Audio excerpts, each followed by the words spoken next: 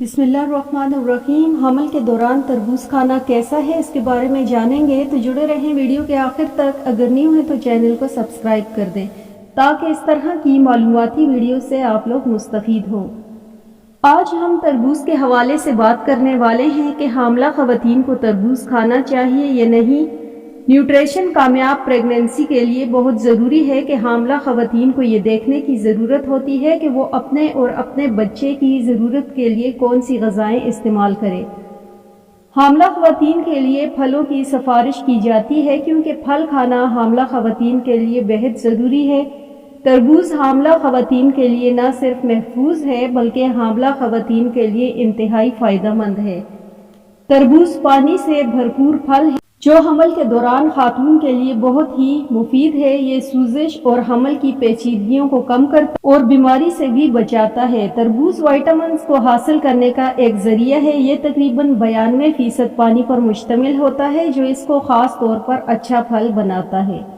एक कप तरबूज में 46 कैलोरी और इसके साथ साथ ऐसे प्रोटीन्स होते हैं जो आपकी सेहत को बहुत ही अच्छा बनाते हैं। 12 ग्राम फाइबर, 1 ग्राम से कम vitamin C, copper, 7% vitamin A का 5% पाया जाता है। तरबूज कई ग़िज़ाइयत से मालामाल होते हैं। ये हमारे जिस्म को नुकसान और बीमारी से बचाने में मदद करते हैं।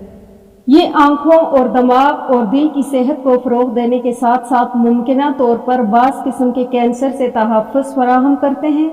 तहकीकात से पता चला है कि ये हमल के दीगर पेचीदगियों के खतरे को कम करने में भी मददगार साबित हो सकते हैं। तरबूज में मौजूद पानी की वाफिर मिकदार हामला ख़वातीन में उनकी बढ़ती हुई फ्लोराइड को पूरा करने में मदद फराहम करती है जिससे हामला ख़वातीन में पाइल्स और हमल की दीगर पेचीदगियों का खतरा कम हो सकता है।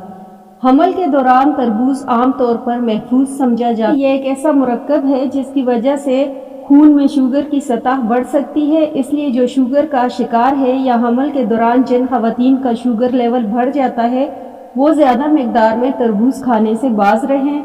तरबूज के बहुत से फ़वाइद हैं जिनसे आपको बहुत ही ज़्यादा फ़वाइद हासिल हो सकते हैं। इसके साथ साथ अगर हम तरबूज का इस्तेमाल नहीं करते तो इससे हमें बहुत ही ज़्यादा नुकसान हो सकता है। तो हामला ख़वातीन को चाहिए कि वो इनका इस्तेमाल ताकि तरह तरह की बीमारियों से बच सके और बच्चे की पैदाइश भी आसानी से हो सके बिना किसी पेचीदगी के और बिना किसी ऑपरेशन या परेशानी के। लेकिन अगर हमल के दौरान जिन ख़वातीन का शुगर लेवल बढ़ जाता है वो ज़्यादा मिकदार में तरबूज खाने से परहेज़ करें।